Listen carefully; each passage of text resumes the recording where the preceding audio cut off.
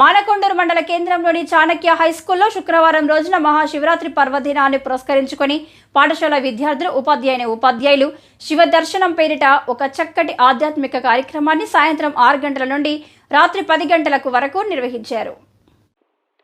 పాఠశాల కరెస్పాండెంట్ ఆడేపు రవీందర్ మాట్లాడుతూ ఇలాంటి కార్యక్రమాల ద్వారా విద్యార్థుల్లో నైతిక విలువలు, దైవభక్తి, చక్కటి నడవడి అలవడతాయని చెప్పారు. ఈ కార్యక్రమంలో సుమారుగా 300 మంది తల్లిదండ్రులు వారి పిల్లలతో కలిసి వచ్చి శివ దర్శనం చేసుకుని విద్యార్థుల ప్రదర్శనను కొనియాడారు.